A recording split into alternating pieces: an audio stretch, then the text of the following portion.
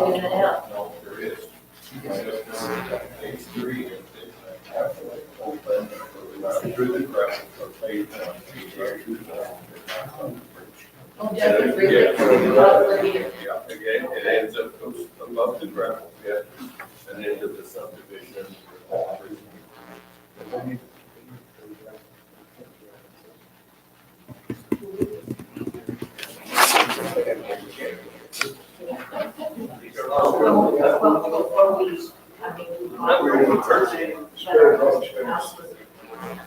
Our sons, but they came.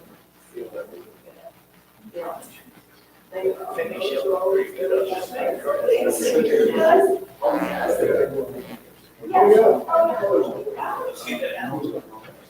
That thing is, for the gravel.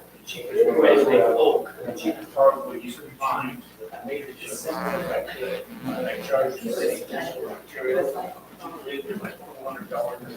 That's like the thing. Be $1,000. We live now? On YouTube.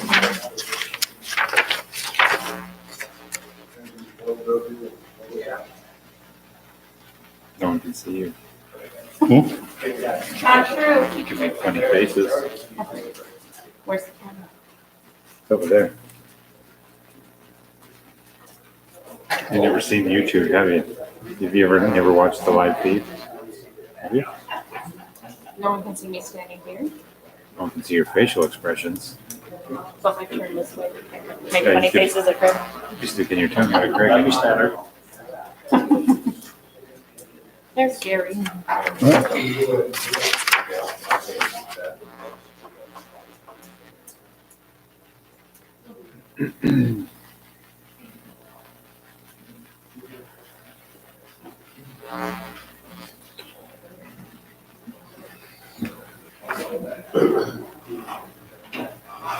Hello, sir. Good, and you?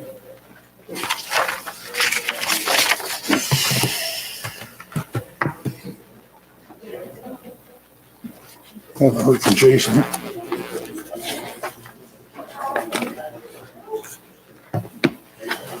Did that link come through, Greg? Or just now? Yeah. Just now. Okay, 6 o'clock, let's get started. Yeah, I just enjoy doing that.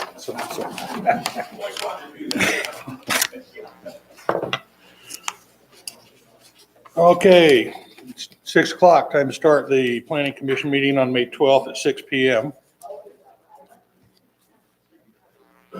We'll ask Commissioner Tomzek to lead us in the Pledge of Allegiance.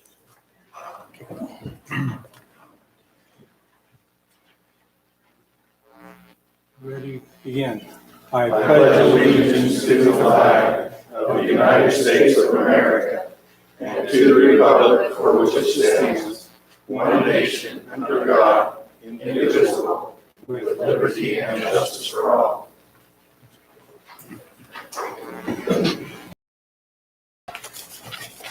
Okay, do we have any disclosures of conflict from any of the commissioners on any of the agenda items this evening? Nope. No. Don't believe so. Has everybody had the opportunity to review the minutes? Yes. I'll entertain a motion. I'll make a motion to approve the minutes from last, on April 14th. I'll second it. Those in favor? Aye. Aye. Any opposed? Motion carries. Now's the time for the public forum where anybody can come forward for 3 minutes up to the mic to speak on any item that is not on this evening's agenda. Okay. Please state your name and your address. Liz Miles, 22 West Pecan Lane. Liz Miles, 22 West Pecan Lane with the Southwest Utah Public Health Department. Just in reviewing the city's ordinances, I would like to have them strengthened. Right now, they state no smoking, and as we know, tobacco comes in a lot more forms than just actual physical smoke. And so I would like to strengthen those laws and make sure that there's laws put in place that no specialty tobacco businesses could open up in our town. And that's all.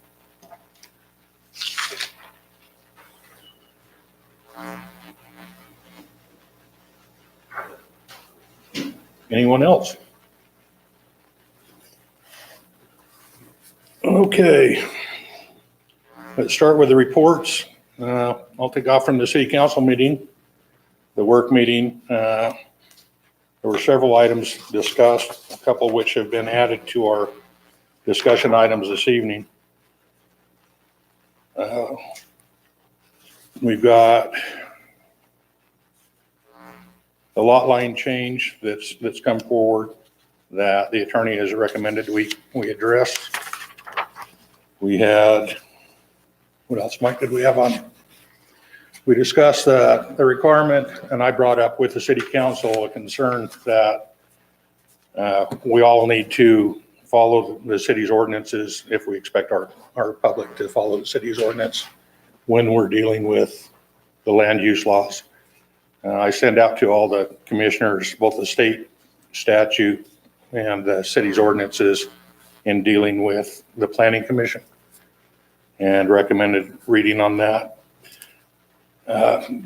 Commissioner Grigluck spoke with me and in discussion about what our role is, and we're an independent body that reviews any item that comes in our purview with land use.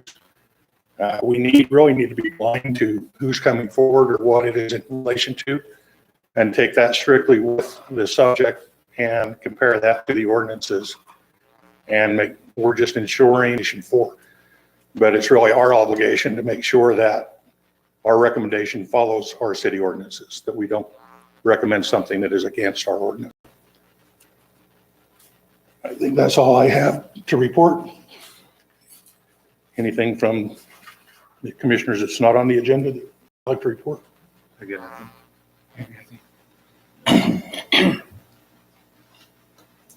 Okay, Mr. Versamak. I don't think I have anything for the commission. I will just Okay. Councilman Chaves? Okay. All right. We'll now start our public hearing section. We've got public hearing, public input is sought on a zone change application for 8.31 acres submitted by BBBA LLC for tax ID parcel T-107-B-1. Current zoning is MU20, multiple use. Proposed zoning is R-1-20. Do we have someone here from BBBA LLC? Yes. Do you want to step up and just kind of, before the public comments on it, we kind of go over what it is so that everybody knows what you're coming forward on? I'm Carl Rasmussen, Pro Value Engineering. And I'm Jackson Ream.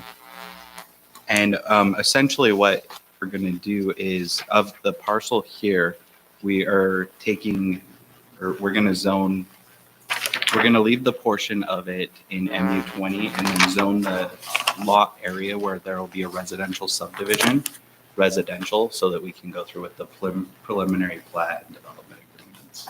And that's shown on your screen in red.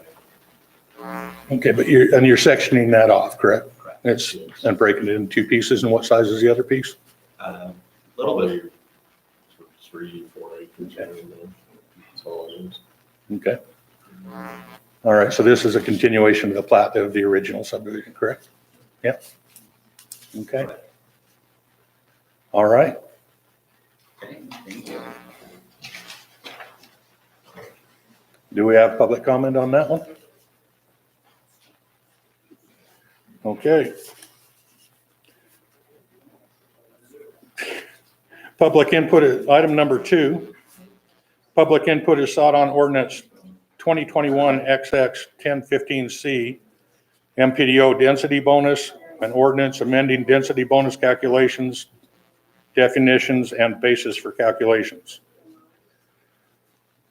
Do we have any public comment on this? This is actually the second public hearing we've had on this. We send it forward to the city council. They made 3 recommendations and sent it back.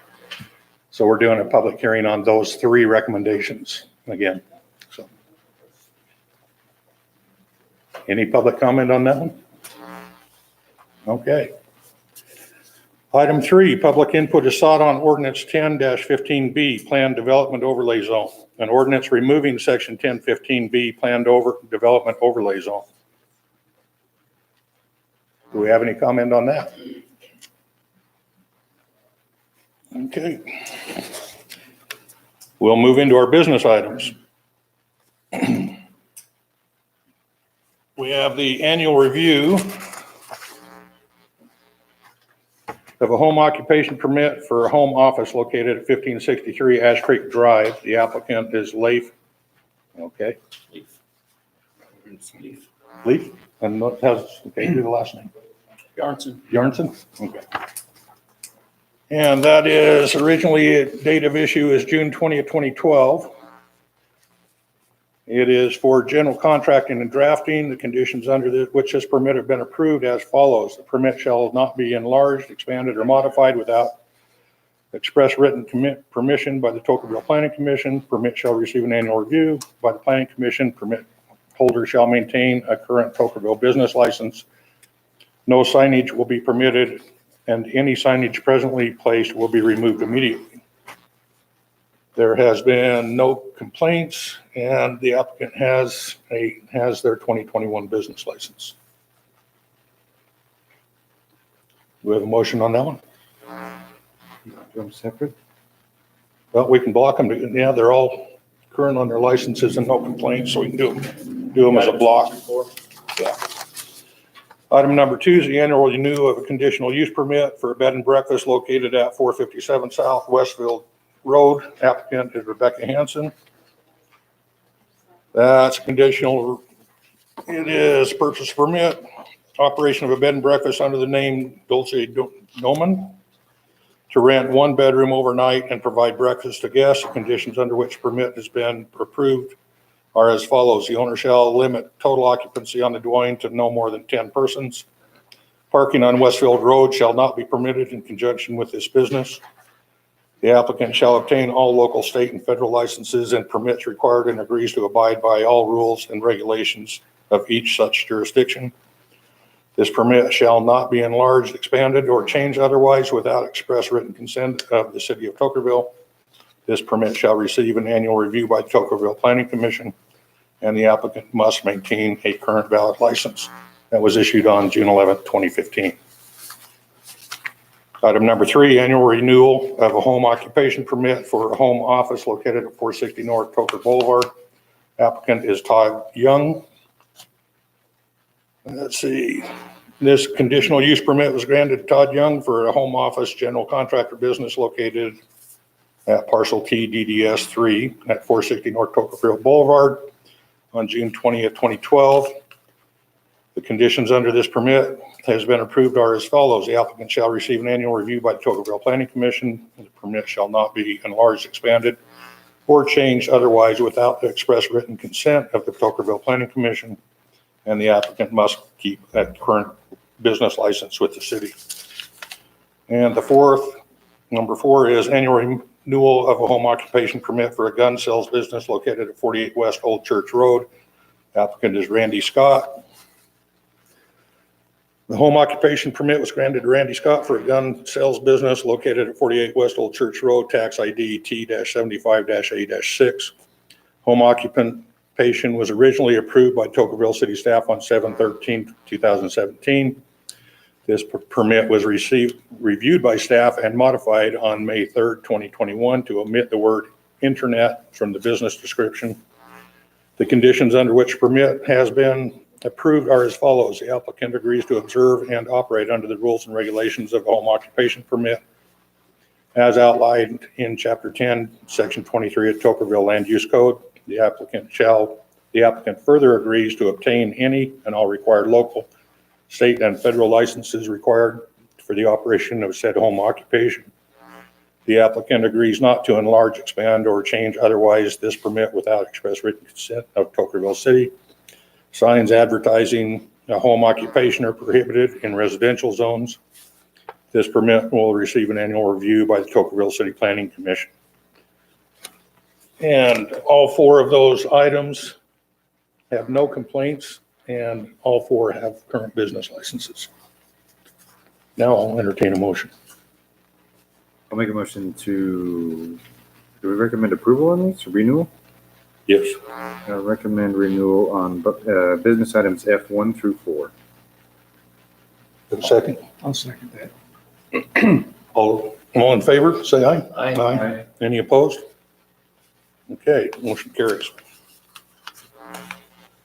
All right, discussion and possible recommendation on a zone change application for 8.31 acres submitted by BBBA LLC for tax ID parcel 10-107-B-1. Current zoning is MU20, multiple use. Proposed zoning is R120.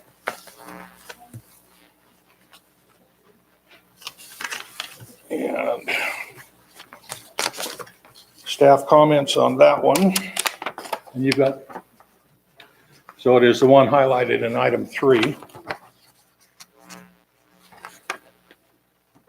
Staff comments. The applicant has submitted an application for a zone change on parcel T-107-B-1.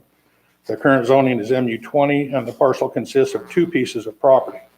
The property is approximately 18.49 acres and the zone change request is for 3 acres of agriculture and the remaining as a master plan amendment residential. The application will be discussed at the April 28, 2021 staff meeting. This application was discussed at the April 28, 2021 staff meeting, and the applicant and his engineer were present to answer questions. After some discussion, it was decided that the 3-acre parcel need not be rezoned at this time. Mike stated that the Pro Value Engineering could produce a 24 by 36 inch map showing the requested zone change in surrounding property. Then the matter could be scheduled for the May 12, 2021 Planning Commission meeting. Carl Rasmussen stated he thought it would be ready, and so this matter was so scheduled. The parcel to be rezoned is identified as a phase 3 of Trail Ridge Estate subdivision and consists of approximately 8.3 acres. It is currently zoned MU20 and the applicant is requesting R1-20 zoning. The zone change request requires a public hearing, and after said hearing, the Planning Commission shall conduct a finding of fact on this matter to determine if the request meets the following standards for review. Here's the standards which we're going to review it on. Does the request address the recognized and demonstrated need in the community? Will the request be compatible with the character of the neighborhood and surrounding structures in use, scale, mass, and circulation? Will the request result in an over-intensive use of land or excessive depletion of natural resources? Will the request have a material adverse effect on the community capital improvement programs? Will the request require a level of community facilities and services greater than which are available? Will the request result in an undue traffic congestion and traffic hazards? Will the request cause significant air, odor, water, light, or noise pollution? Will the request be detrimental to the health, safety, and welfare of the present or future inhabitants of the city? Does the request meet the requirements of the general plan? Pursuant to section 10-8-3, section B, no zone district amendment shall be approved unless the Planning Commission finds the amendment meets the standards for review. I think on this one, it's an addition to the phase that's already been plotted, correct? So you're going to do the same size lots and everything that's currently there? Right now, yeah, little diagram shows same size lots going. Accidentally gave one extra out to the audience there, so if you two share that here. So it is, and going along with the conditions that we're reviewing, it is in the same character as the existing neighborhood. Same size lots. Okay. On those items we reviewed, do any of the commissioners see any items where this does not meet the requirements? So Carl, can you orient me to this? Which phase is being built right now? Right now, it's, TH. Up on top. Where's this in reference to, Nephi's Twist? Is that to the phase 3? south, to the south corner. Okay. Thank you. All right. Just wasn't quite oriented. Mike, anything else other than what was addressed in your comments? the written comments? All right. Yeah, I don't see anything where it's just a continuation of the existing subdivision, so I don't see anything that goes against it either. I'll entertain a motion. I'll make a motion, recommend approval for the zone change. Business item F5. Do I have a second?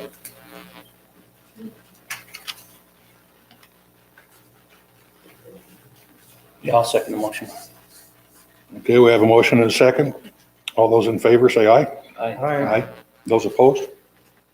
Okay, motion carries to move forward, and that was with staff comments, correct?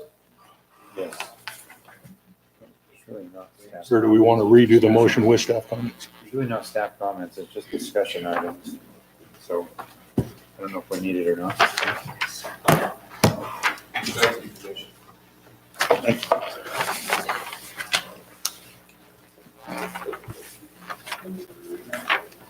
Okay. Business, that's mine, don't touch my stuff. Business item F6, discussion of possible recommendation on ordinance 2021-XX 10-15C, MPDO density bonus, and ordinance amending the density bonus calculations, definitions, and basis of calculations. And on this one, I know if you looked at that one, it's got a lot of red lines on that, but we're really only looking at 3 items that were put forward we put forward that the attorney came back. 100 acre. What he went through and reformatted pretty much the entire document. Changed a couple words in it that didn't change the context, just a different word when I went completely through it. So the ones that we're actually looking at are 10-15C-2. And the bottom of that paragraph is in red. It is not the intent of the MPDO to replace the simple, conventional, or phase subdivisions as described in section 10-19. The MPDO is intended for subdivision which is with such size, geographic challenges, or complexity that could not be facilitated in the subdivision specified in 10-19. The next change that we're looking at is in 10-15C-5, item B1 and B2, changing it from 5 acres, the minimum size, to 100 acres.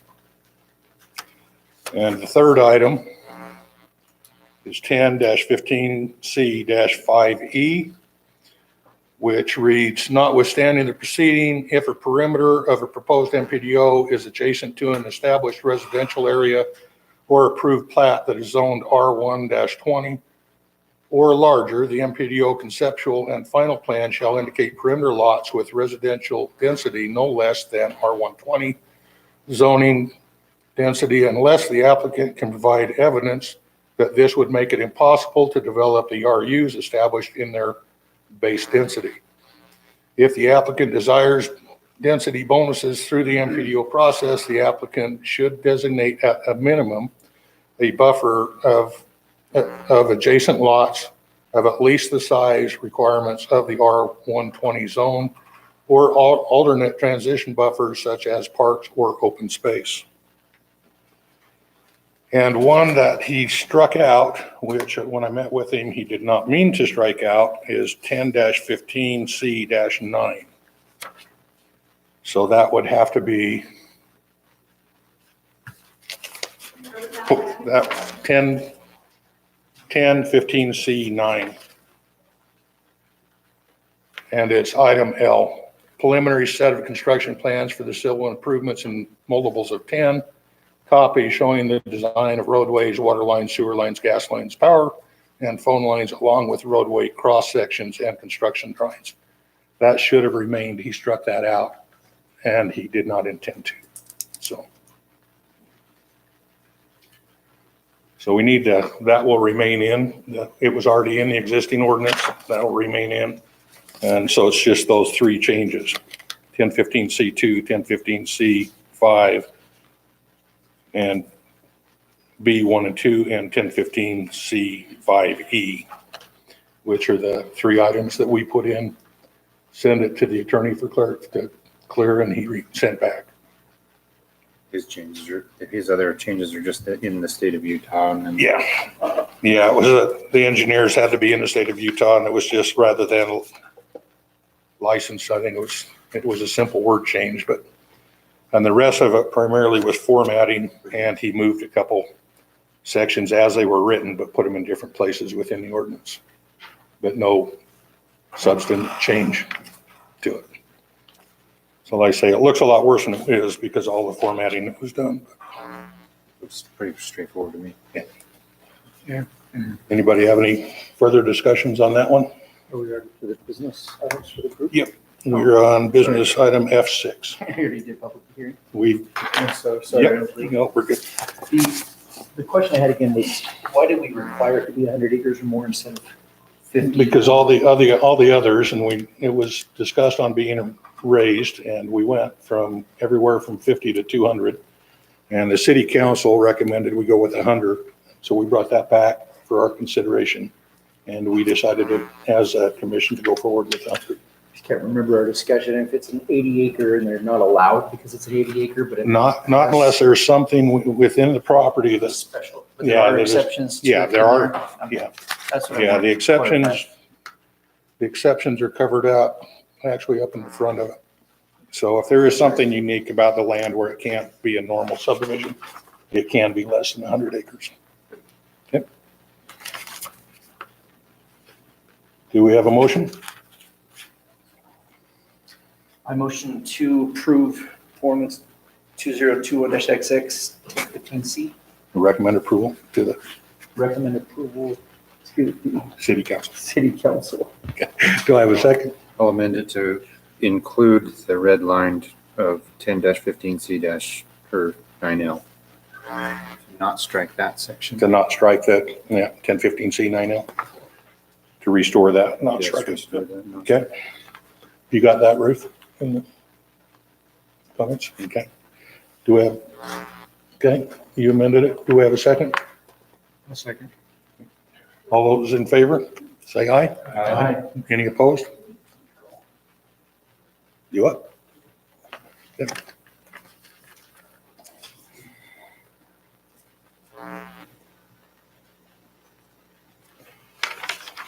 Were you able to vote without me here? Yep, we're good. We need at least 3. Is that all? Yeah. I thought it was more important than that. You are.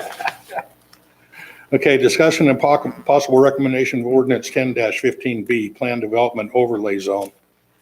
An ordinance removing section 1015B, Plan Development Overlay. And to give everybody a little bit of context on this, we had the MPDO, which is the Master Plan Development Overlay, and we have the Plan Development Overlay. The Master Plan Development Overlay was a very extensive, detailed ordinance. The Plan Development Overlay was a 1-paragraph, almost like a placeholder that someone wanted to continue on and never quite got to. In looking back through this, through our simple subdivision, phase subdivisions, all the different, in 1019 we have, we feel it's not, that 1015B is not required and we can cover it in 1015C. So we're looking at removing that ordinance and just hold it as a reserve position. Okay. All right. Do we have any other further questions from commissioners? Do we have a motion? I'll make a motion that we recommend deletion, I don't know how to even say that, of business item F7. Do we have a second? All those in favor say aye. Aye. Any opposed? Okay, send that forward to the city council. Okay, discussion of possible recommendation on final site plan submitted by Precept Holding LLC for an and RV Tiny Cabin Resort, tax ID number T-3-0-227-3410. Zoning is HC Highway Commercial. Mike, do you have any comments on this one? Yes. This project started out quite some time ago, probably in the neighborhood of 1.5 to 2 years ago. They received a preliminary site plan. Then it kind of fell away for quite some time. They came back and filed a final site plan application. That was briefly reviewed, but they had not prepared their construction drawings. So for the last month or 6 weeks, they have been working on preparing a set of construction drawings that would be signed off and approved by everyone. I must say they've made a valiant attempt, but they did not quite get the base on it. The plans are there on the desk in front of you. They have also not provided a few other things that are required on the final site plan. They have not provided a landscaping plan that shows that 15% of the property will be landscaped. They have not shown a screening plan that will screen the park from both Highway 91 and SR 17. And further complicate matters, today at about 11:30, I was delivered another site plan that is not the site plan that I based all my review on. So at this point in time, I can't tell you what site plan is to be approved and whether or not it's been approved. So the site plan that's before us now was not the one that we met on in staff meeting, nor the one that I reviewed the other day. This, Let Barry address that. Barry Thompson with Center Line Survey and Design. The final site plan, all of the pages are the same as what you had before. When the developer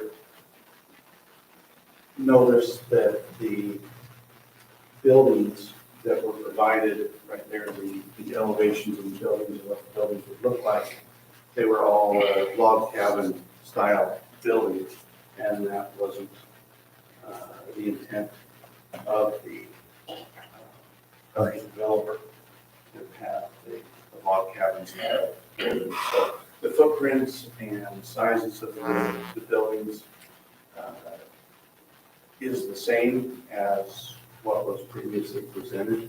It's strictly the facades and the elevation, not the physical elevations, but the elevations of what the sides of the buildings and things.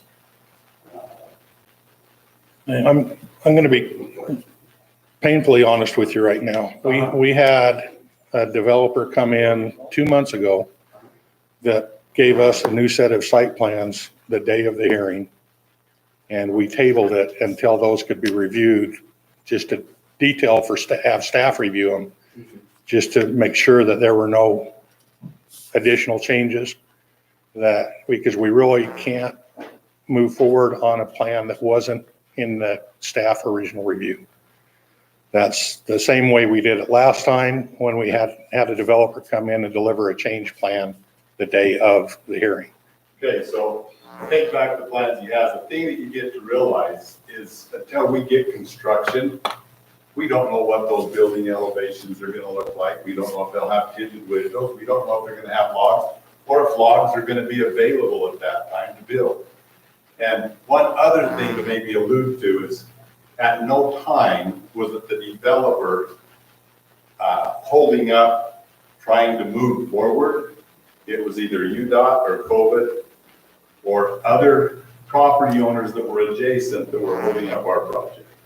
So as soon as the city was available to let us move forward, we moved forward as expeditiously as we can. So that being said, if this plan causes you grief that Barry delivered this afternoon, we'll go with the original one and leave that one just rolled up and thrown away until we come back in for a building permit, at which time the building department can then review the necessary items, because the site plan is definitely been addressed. If we need to have percentages on there, then Barry, you get to put the percentages there, but they're more than adequate for the site, for what the regulations state. Okay, I'm in the same spot though, from what Mike was saying. So let's take the plan that he. Hang on a minute. Well, is everything submitted that had to be in place by, it was Thursday of last week, correct? Yes, it Was the is. deadline. I'm not asking you, I'm asking Mr. Versmack. Well, I asked the plan to be submitted last Thursday, so we had time to review. They were submitted, but they're not totally signed, so they're not approved set. Okay, and what was your requirement that they had to have by last Thursday? They had to have a signed set of construction drawings. Another thing is we require a statement or an agreement from UDOT setting forth the improvements that would be required on SR 17. We have not seen those. And I do beg to differ with Jerry that the construction drawings nor the site plan show any landscaping and they show no screening. So those things have not been reviewed. There are some possibilities tonight. We're going to have over 30 days before this goes to the city council. So the planning commission could make a recommendation to approve based on the items that are in staff comments that still need to be provided. So if you approve this, send it forward to the council with those conditions, then the developer would have to meet all of those conditions before it gets to city council. Okay. And I think the other issue that I have is with the construction drawing is the comments that were added. We would have to put that they would have to meet those notes added on the construction drawings, correct? Well, yeah, and I think staff comments said they still have to provide these drawings, a complete set of approved drawings. So we could basically take that set and make the changes and finish the city. And that's where I'm headed to, is because the pedestrian movements and hazards of pedestrians were addressed in the meeting I had last week, well, whenever it was, in the notes, and adding the safety and the ADA disability changes to the drawing, as well as the elevations and screening the parking with the elevations and screening. So I guess I'm trying to decide if my problem is where we can't take if we take the drawings that were submitted today, I'm not moving forward. That's all there is to it. Because we can't get them on the day of and move forward. We've already set a precedent on that. So that's where I'm going on the drawings that we had previously to today. Do we have a way to move forward? Yes. Now, let's clarify drawings. Do you mean construction drawings or do you mean final site plan? The final site plan is what? Okay, the final site plan, well, I don't know if we have that electronically. It's the one that shows the log cabin. This is particularly important that not only the planning commission and the city of Tokerville, but also the developer understand. If we approve this site plan that shows the log cabins, then that's what has to be done. You can't get final site plan approval on log cabin, and then when you're ready to build the cabins, put the modern looking in that. Yes. That doesn't work. So, Well, and I was actually on the planning commission when this originally came forward. And actually the appearance that was a positive for you Well, I get in the original, right? So, which was kind of a concern when I heard the modern one, because that was actually a plus for you back then cosmetically compared to, I don't know what the modern's going to look like, to be honest with you. So I guess it's kind of on you guys now is, we'll take the one that's been submitted, the site plan that we have there. If there's something different than that, then we'll have the opportunity to come back to the city and amend the final site plan. The one thing that's critical to get going is our grading over there, because that's not going to be fast. Right. And if it doesn't, I mean, we can put up dated information out there. We're just trying, working diligently to make it the highest and best looking facility out there. Well, And not based upon my expectations or like, but based upon what the market draws. well, and we've been trying really hard to get you through on this, to be honest with you. I That's, know you have, so I should say, anything that I changed and had a wild hair on our site plan that has the modern look, go ahead and put it off to the side.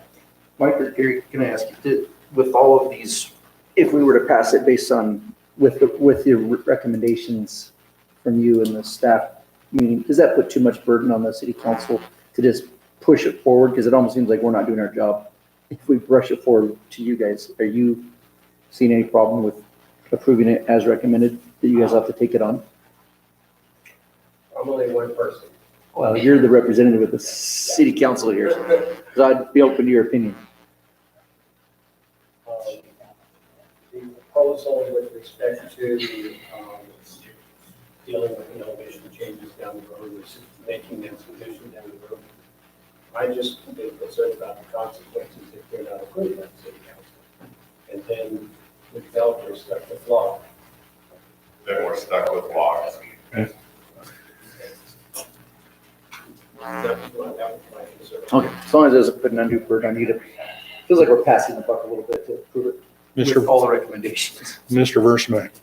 I think if you put the recommendation forward to the city council to approve of these conditions, it gives the developer and his engineering staff a pretty clear-cut checklist. You know, they can take what we have here tonight, go down through there with these, just make sure that everything's there, all the signatures are there, and then the city council should not have an approval or a problem approving it.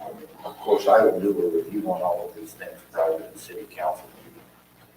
At what point do all the notes come into place and placed on the drawings? On the construction drawing, it's got the notes of painted lines, pedestrian crossings, everything else that aren't physically on the drawings yet, but notes to put there. To play when the project is actually built. Okay. That's when our inspector is out there with a set of those plans, and as they're building things, he's watching to make sure that, you know, pedestrian crossings are in, curbs are in, the signs are up. Okay. All right. We would get a, what they call a punch list. Yeah. At the time of trying to get a certificate of occupancy, would be denied that without Okay. those plans.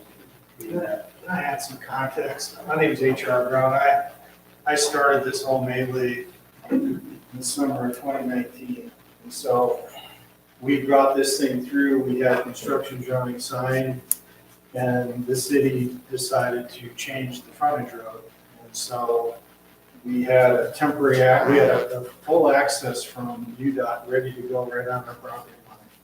We had to go in, redo all of the construction drawings, and came back through, finally got them a year ago, almost. COVID hit, we lost our main investors and the whole thing went dead for a while.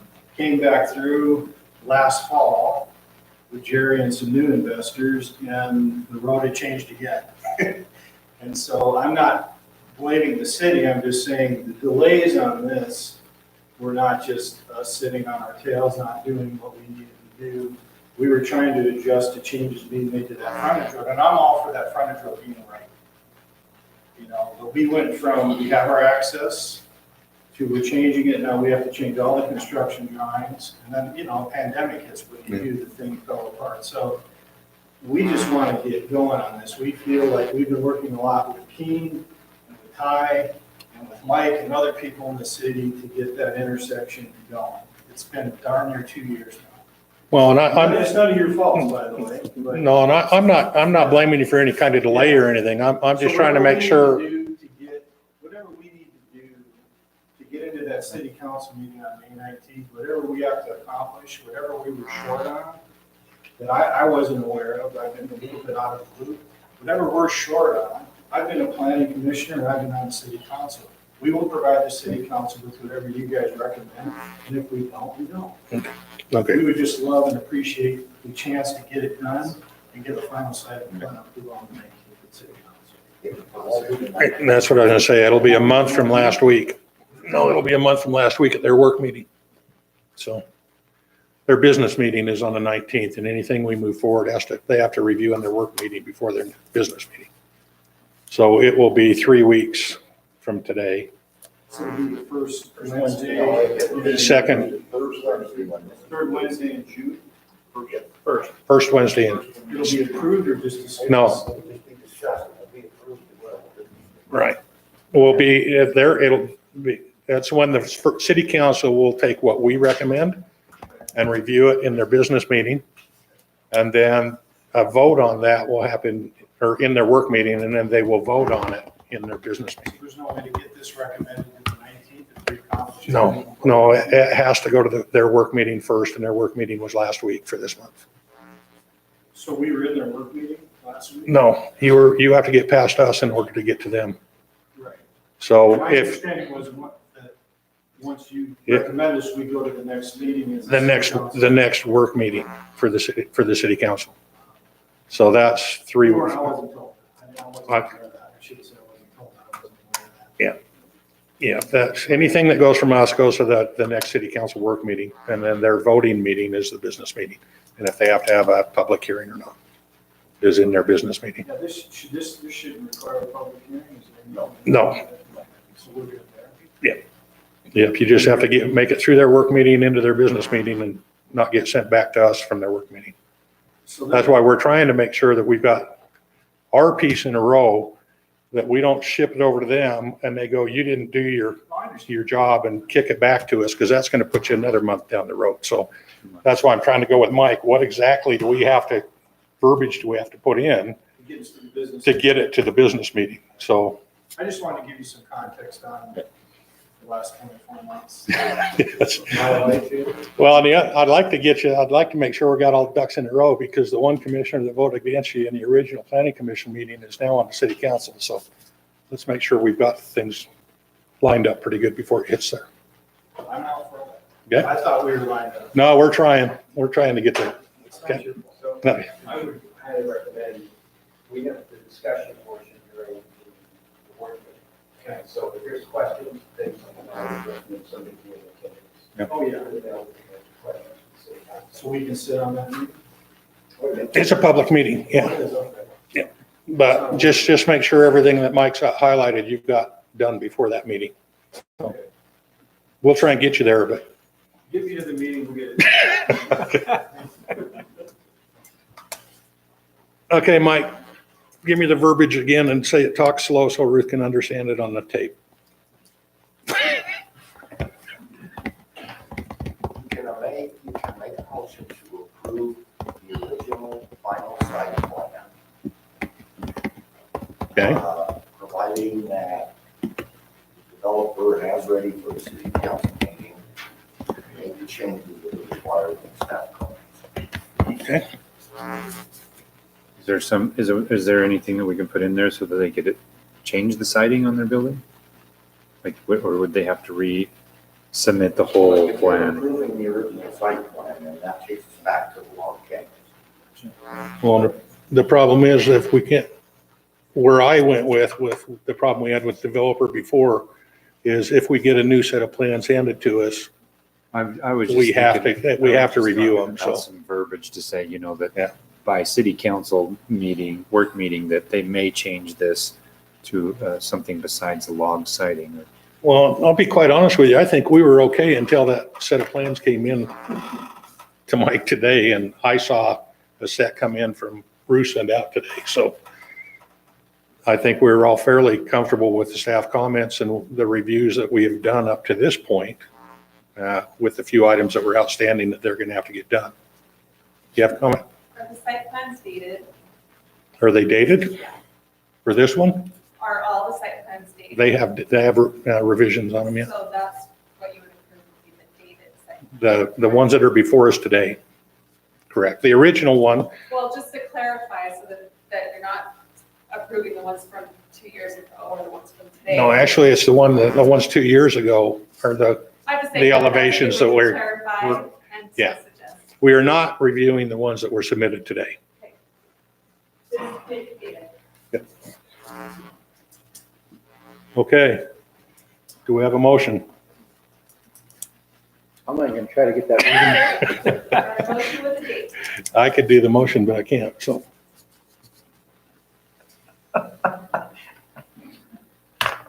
Do we not have a motion?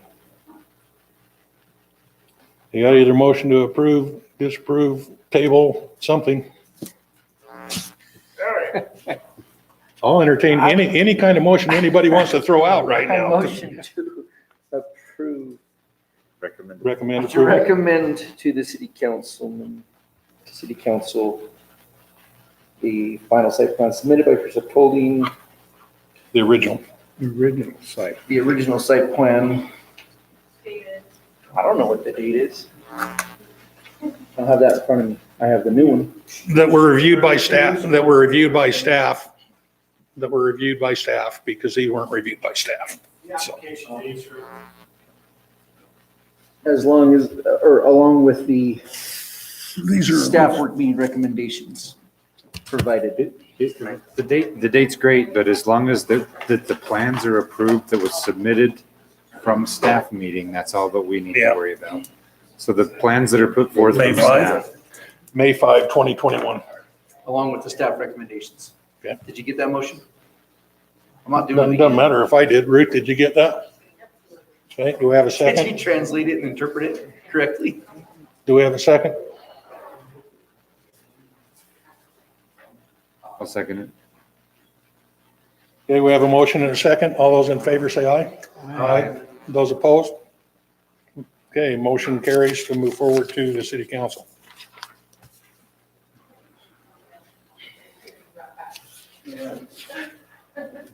Okay, we're to the discussion item section. All right, good luck.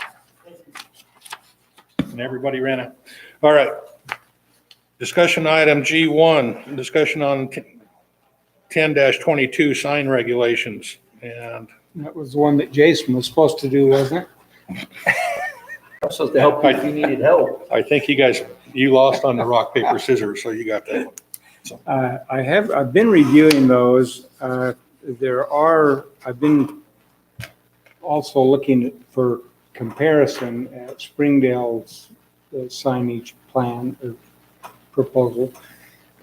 And there are some things that I think are still questionable that I would like to look at and have some further discussion.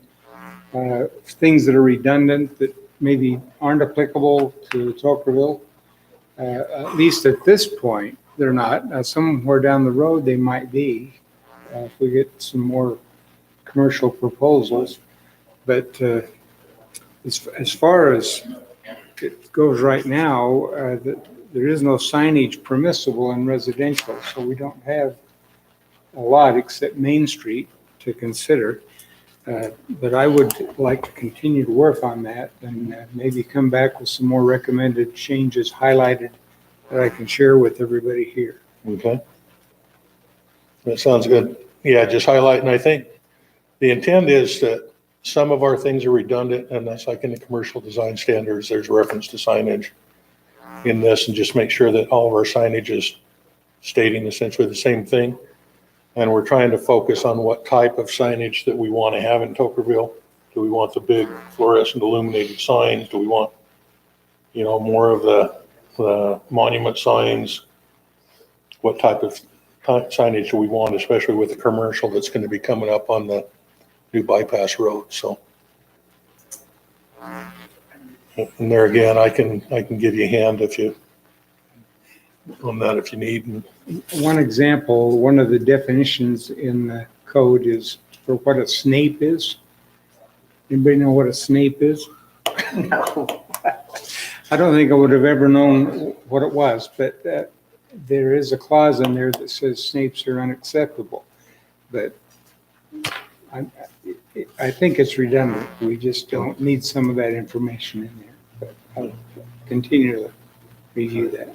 Were you able to outline recommendations or changes or anything? Are you still needing time to work on that, or what can we do to help you? Yeah, in order to present it to everybody, I need to go through and mark up I've marked up some of this, but not all of it. And there are some things I'd recommend removing. But it'd be good if I get a chance to mark it up and then either discuss it with you or Dan. Yeah, if you want to send it out, actually send it out to all of us, we'll give some comment on it. Are you talking about Tokerville's ordinance? Or are Yeah. you talking about Spring? No, Tocqueville's. Okay. Some of the good ones to reference would probably be Santa Clara and Islands. Yeah, Santa Clara and Springdale I have.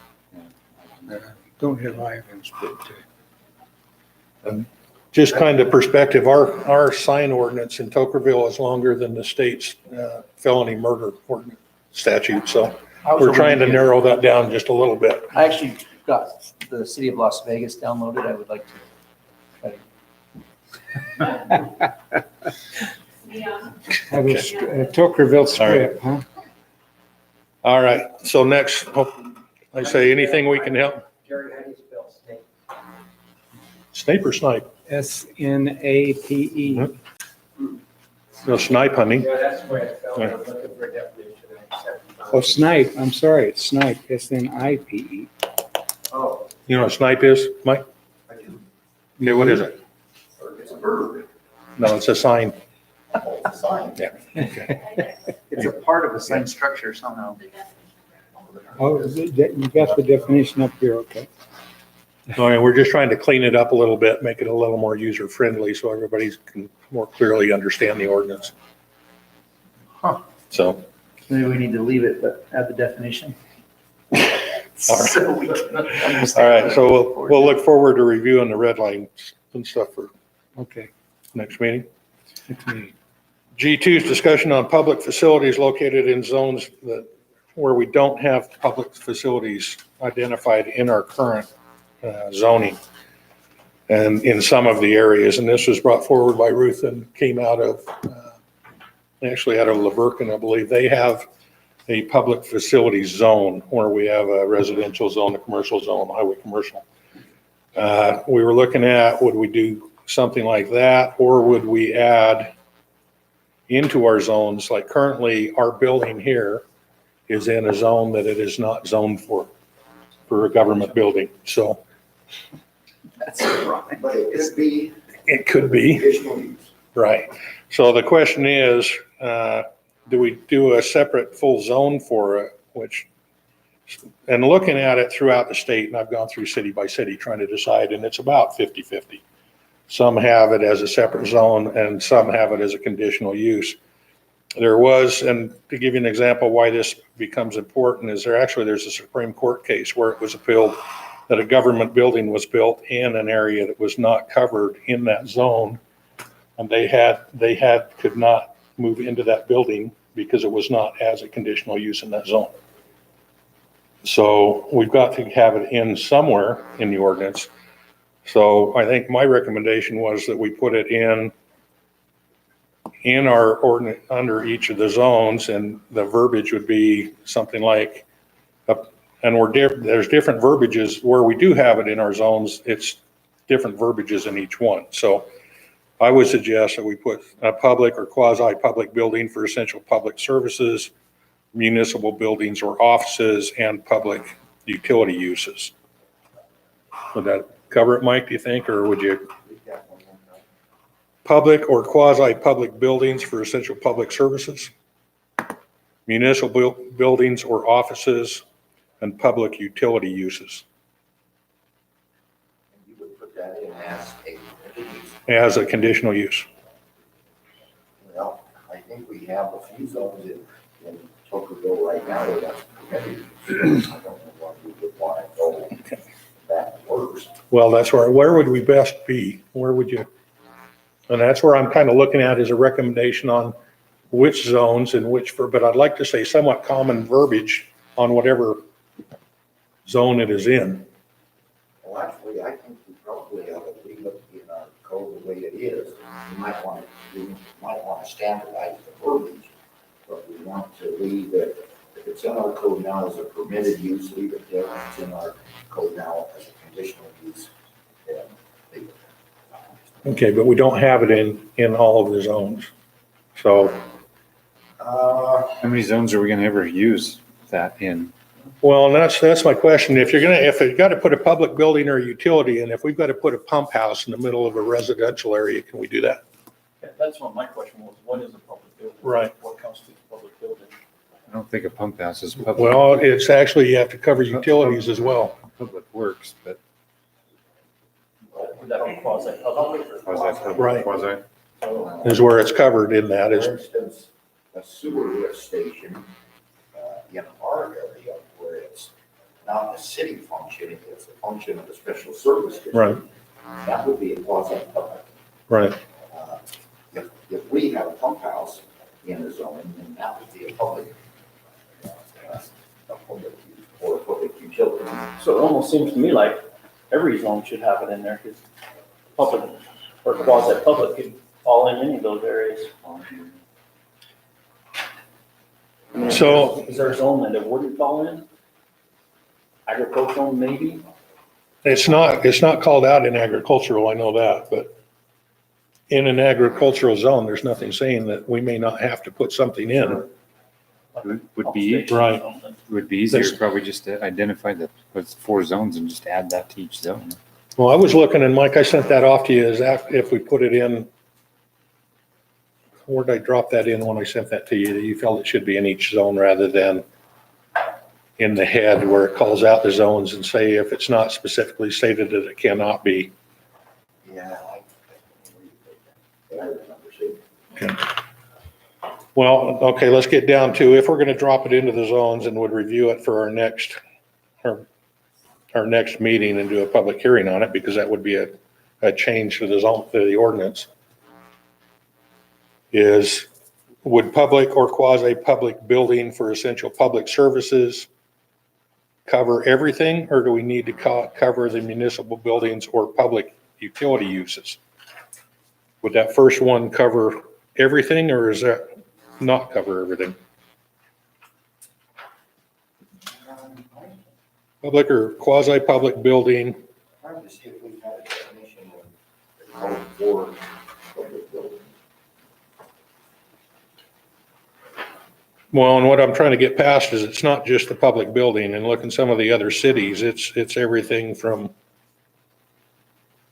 Okay, a quasi-public use is a use operated by a private, non-corporate, educational, religious, recreational, charitable, or philanthropic institution, such use having the purpose primarily of serving the general public, such as churches, private schools, universities, and similar uses. that's your quasi-public. How about utility services, like a power substation, which hopefully we're gonna eventually have? So we're not the end of the line of something like that. Or can we just add utilities onto the end of the essential public services, or would a utility be covered as an essential public service? Utilities, period. Services including but not limited to cable television, electric power, effluent storage, effluent disposal, gas, security systems, sewer collection, sewer treatment, and telephone services provided by public, private, or government organizations. Okay, so if we did it and did public or quasi-public building, comma, public utilities for essential public services, would that capture about everything? So, You just still want to add that in each zone. Yeah, I think you'd have to put it in each zone. Simplest change, I think. You're just adding that one line in each, as a permitted use in each zone. Sounds good to me. Well, I'll take that on and then bring it forward to our next meeting. in agricultural, it's listed as a conditional use for public utilities. Just for public utilities? That's all it says, public utilities. So I think it's wise to standardize that. I would like to say have it common. It's Yeah. shared to all of them. That's cemetery. That's cemetery. That's a conditional use. It's on the screen. Yeah, cemetery, yeah, I know cemeteries in there, and I think I understand why cemetery is in agriculture. Same reason my wife's family's got a cemetery on their farm. Back in the day, that's where they buried their families, but on their farm. But do we put it in there, or where would we drop it in as a permitted use in the zone? just under the conditional use in each zone. Okay. So I guess a question, Except in the zones where it's a permitted use now. but then would still want to standardize the verbiage across each zone, right? So whether, if it's already there as a permitted use, would standardize the verbiage. And then if it's not in the zone, we'll add it to it as a conditional use, correct? Okay. Now, if I put that forward and get it cleared by the attorney, we could set that for public hearing on each of the zones next month, correct? We could, as long as we give a lot of time for the planning commission members To review it, to have a look at it. okay? All right. Would we have to call a special meeting? Because we can't do that just by reviewing the document, can we? Outside of public meeting? I don't think you need to have a group review. I think if you just say, well, say, okay, guys, this is what's gonna be at the meeting. Okay. How's it looking, if there's parcel changes? Modify it and then send it to Ruth Mr. could Snow? send it to us, Or the each one of public. us. Hmm? Ruth could send it to each one of us and, Oh, I got your email. Okay. If you guys will look at it. oh, okay. All right, I'll get that put together and send it out. Do it all under one line. All right.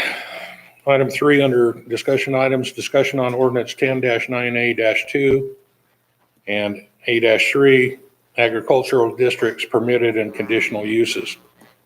This was brought up, the city council asked us to go back and review this and see if we felt there was a need to expand.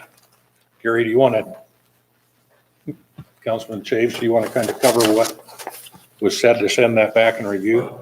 They set back the planning issue so that way they could decide if there's some other definitions that should be included, or should be added to the current one. It's interesting though, on 10-9A-3, it does say other uses similar to the above and judged to be in harmony with the character and intent of the zone. So No, and everything above, and that's kind of where we were getting to it, is everything above is pretty much tied directly to agriculture, so. So this is my hang up on this. So it says a residential facility for elderly persons. What's inside every single residential facility for elderly persons? Probably like a salon, kitchens, all commercial kitchen. So we can put that whole building in that ag zone.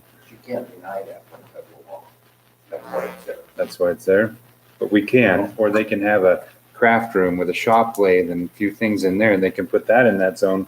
But this Well- guy, we can't use a similar thing to put a wood shop in there that's an Well, existing I building. think you've got to look at it, consider it under permitted uses versus conditional uses, and then under home occupation as well.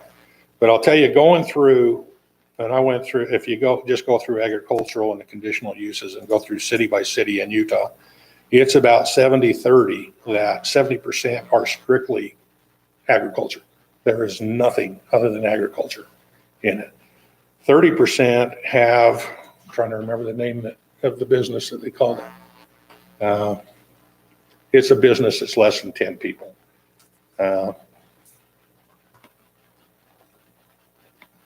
Come on, Mike. Yeah, no, it's got a name and Proprietary or? no, it's, I'd have to look it up again. It's not a, anyway, it's a really small business, but about 30% of the cities have that allowed in an agriculture, and 70% of the cities that I went through and going by city by city by city are strictly agriculture, and they will not let anything. And the question is, if you let commercial in agriculture, if you let a business in agriculture, what are you going to limit it to? And how are you going to limit it? shop, wood shop, a plumbing shop. Is it- Car dealership. A business that we like, we'll let. A business we don't, we won't. I mean, if you're gonna let a commercial business in on agriculture that is not agriculture related, where do you draw the line at? And I think that's probably, and the other question I have is with ours and our water issues, do we have any greenbelt issues on agriculture if we start allowing businesses on agriculture that's farmland? Because, and that's reading on the state and federal ordinance statutes They have to have. on the greenbelt. It's Minimum of 5 acres usable Right. agricultural land. on 50% of their land has to be farmed. I mean, I don't know I'm not an I don't know that area. I'm just saying if we start opening agriculture, I don't want to get consequences that I'm not aware that we're opening it up to. There is a concern though that there's a lot of that already existing. How do you put the cats back in the bag? Well, and that's kind of what I brought up with the city council is, because somebody got away with murder doesn't mean that I get to.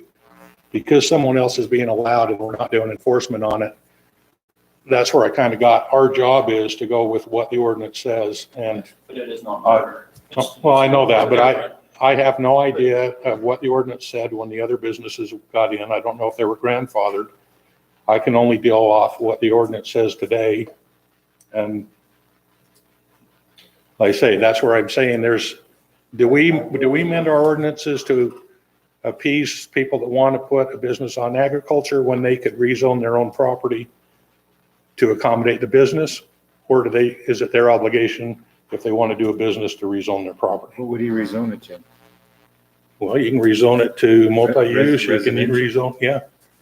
There's a number of areas where a business could be, it just can't be in agriculture. So that's what I'm saying, is it the city's obligation to change their ordinance so somebody can do a business, or is it the person who wants to do a business responsibility to rezone their property so they can do the business? Well, this is different. I think this is a little different because somebody once told me that, there's you have the letter of the law and you have the intent of the law. And this guy's trying to follow the law and do everything proper. I'm not going on this guy. I'm going in general, because whatever you do for this guy, you're doing for every other guy and That's what they right. want to do. So Yeah, that's, I agree with that. But I mean, someone is really trying to do the proper thing here and go the proper channels. I really wanted to vote yes. I know. I couldn't, but I really wanted to vote yes. But, yeah. We all know everybody, we're all friends, we all go to church together, we run into people at the grocery store. But the cold hard reality of zoning is, if you gentlemen come in and sit down and have a bitch and something comes before you, it doesn't matter how many wrongs there are out in the city. Your job is to judge that application against the ordinance, and it either meets the ordinance or it doesn't, or it could meet the ordinance with conditions. And, Well, and that's kind of where and sometimes in this life, the answer is no. well, Does that's, that open up to any legal risk or, I kind of throw, termination clauses or anything like that? These people have it, why can't I?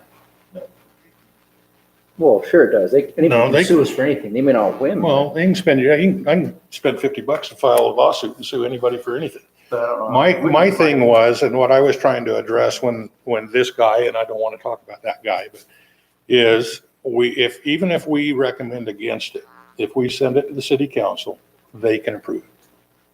If they choose to, Or vice versa. well, no, we're kind of the evaluators of the ordinance, and we send it, they're the elected officials. If they go against their own ordinances, we're here to follow the ordinances, and if ordinances need changed, we do that.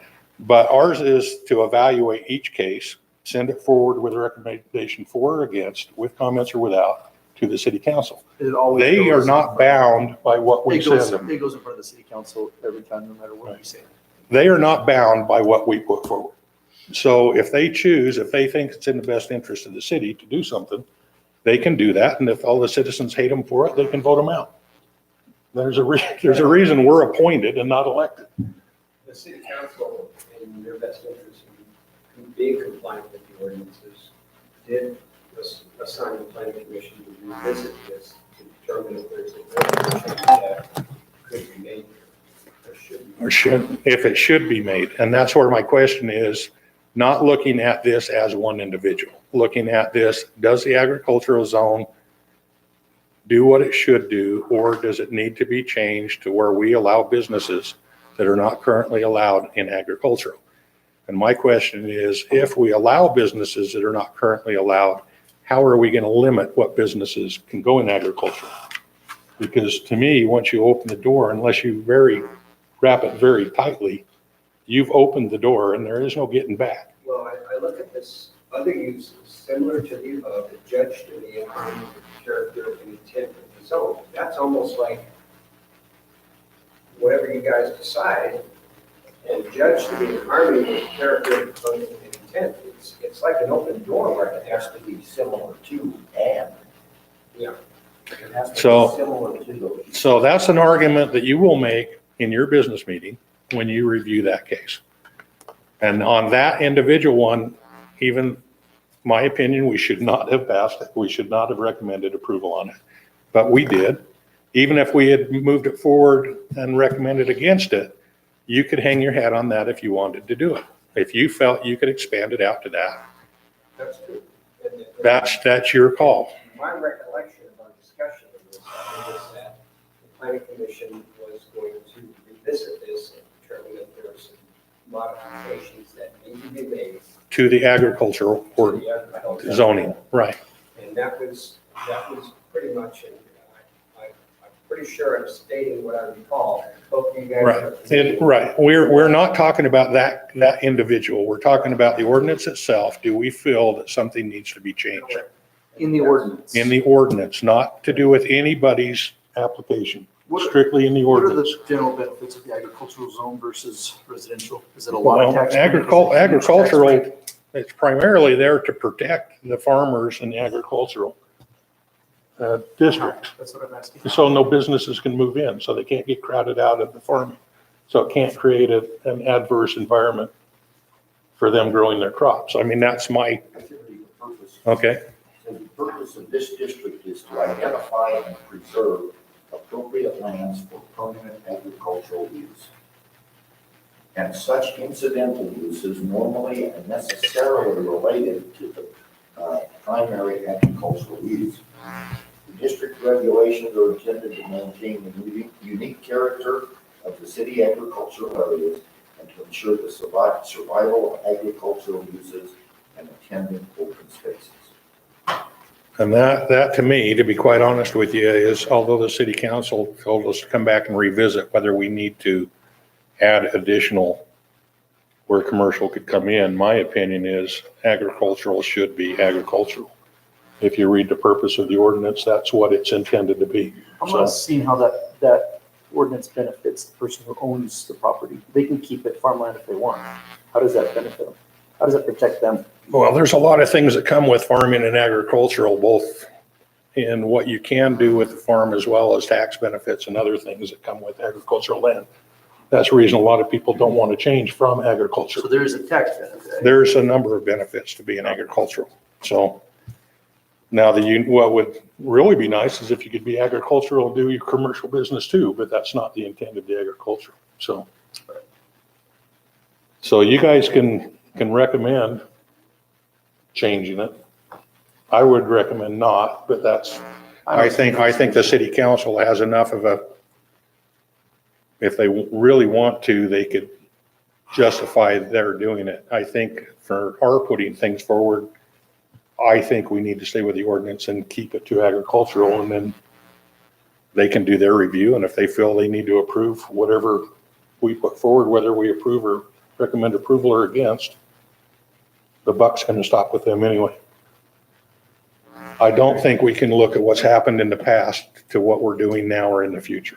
I agree. I think we should leave it just ag. Agree with you on that.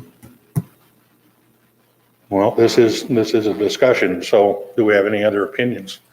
Like I say, I'm pretty strong. I'm not trying to move you off. I'm just trying to give my point. No, I'm good with anybody else's. No, I agree, because once we start adding things to there, where does the list stop? It's just gonna water the law down, or the ordinance down if we change it. So I don't think we need to change anything either. Should there be a minimum acreage for lots in agricultural zones? I think there is.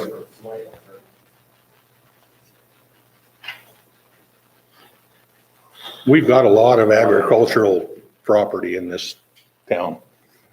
Making something. Yeah, everything on the, pretty much everything on the west side of Westfield is ag going that way. State something in the, that we allow stuff under 2 acres or something. You could put something in there like that if you wanted. But it's kind of a. Well, like I say, you've got, I think the other way you can kind of look at it is that you've got the conditional uses and the permitted uses in agricultural, but you've also got your home occupation, which is inside the house, which you can do in agricultural. So, but you can't do a separate shop. I didn't read anything about legalities of selling goods produced on an agricultural, as long as it is in harmony with what they did. And I think that's where it comes back to, he was making chairs instead of chicken He's doing coops. furniture. This is, it calls out commercial roadside stands for sale of produce grown and sold on the premises. It's the one that's, They don't allow that. it does allow that. It's under conditional uses. That's your conditional uses. So that's your permitted uses and your conditional uses. So. Gary, what's your thoughts? I think the ordinance ought to be left the way it is. And then as other, I know it kind of puts the city council in a tight spot to review each situation that comes before them, but they can make a decision that's for the benefit of the city, people in the city. He's reading correct. What's your thoughts? I just think it's, the precedence is there already. It's, going back to that particular one. Multiple residents around him have businesses, but then we're telling this one person he can't have a business. It's all zoned the same. Just seems wrong. And it seems like the intent of what he's doing, the intent of the law is he's within that. How many people in agriculture, the zone up there agricultural, actually are using those agricultural? So I don't know, I can see both sides of it, and I can agree with both sides of it, but can also disagree with both sides. Yeah. Well, and I think that's where you go, and that's the argument that's made at city council. We come against this almost every month, that we have these ordinances, but there's no enforcement. People in Tocqueville do what they want because there is no enforcement. That's why we need a code enforcement officer. Because Mayor, has somebody been saying that for 2 years? Who was that that's been saying that? it's just, it's frustrating because we all know what's right and what's wrong, but it hasn't ever been enforced. And so there's precedents out there. It goes back to what Mike was saying. It's a small town. And everybody knows everybody, and that good old boy handshake, or people just do it and there's no enforcement for doing it. So, Well, I don't know. By the way, this happens everywhere. I know it does. I know, but it's more prevalent in small towns. I'm going to be quite honest with you. Anybody that, once my wife told me I should look at Facebook over what was done on the drawings, and everybody talking about, well, wrongly talking about the, the city council and us doing things that we're not supposed to be doing.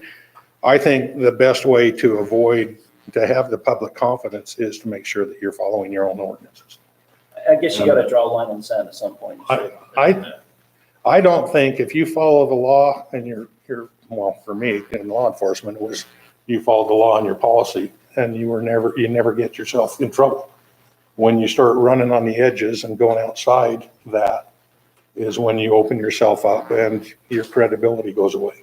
So I'm at least trying to keep the credibility of the planning commission that we will And if we find something wrong with our ordinances, we'll address what's wrong in our ordinance. But we're, There was a push, always began 12 years ago on the state level to remove anything in the zoning district, permitted or conditional uses that was arbitrary and capricious.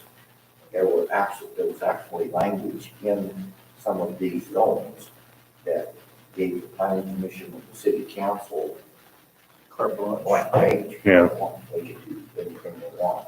And, but what started happening is one guy would come in and get approved, the next guy in got rejected, and that's what started to lead to lawsuits and legislation. well, and there's a lot of our ordinances where there's gray area. I mean, you can fall either, whichever way you want to fall. But then there's a lot of our ordinances that are just flat black and white. That just, to me, when they're black and white, it's easy. When it's gray, unless it's going to impact somebody that lives around that person, I try and go with what the citizen wants. So I just think we need to do it's not always easy, but we need to do what we have to do as the oath that we took in the position that we're sitting in, so. Does it hurt the city of Tokerville to water down the agricultural laws, or does it just benefit us to have more options? Well, that makes it more difficult for us if you water it down. How so? Well, because like I say, if you start opening it up to any kind of commercial, once you open the door, and like I say, you're gonna put a car lot in there, you're gonna put junkyard in there, I what? don't mean that, I mean, if we moved the needle enough to give us that, they would still get tax breaks. Well, that's I don't know separate, how it hurt us. that's to do with their farming and stuff, but there are other things to do with agriculture, but like I say, we have enough, and that's my point is, and I have let me my own finish. business. Let me finish. You keep talking before I can finish it. Well, that's because you're late. I know it was, and I'm sorry. I would want as many of our city members to get as much benefit from any federal, state laws that we can get. And if we have a broader definition of agriculture, who cares? I don't want it to be car lots. I don't think we need to go that far. But does the state require us to have it be so tied down that we? How do you start to tell when you're going to start affecting the neighbors? That's where this comes into play. Well, if they're agricultural right now and they don't even sell anything from their agricultural, why are they even agricultural? If they're not using it to farm, to produce goods beyond their own use. My point is that it's already big and wide. I mean, it's not really narrow as it is. Why don't we just open it up and benefit as many of our city? What's happening in agriculture right now should be what's prescribed by the ordinance. We all know that it's not. We all know there's more things happening in agricultural than what's in the ordinance. But in a perfect world, it would be what's in the ordinance. Well, and I'm going to go back to, we've got, if I've got 100 acres of agricultural that I want to do something else with, I'll rezone it. Right. Like I say, and that's kind of the thing I have is I own my own business and I didn't expect the city to bend for me.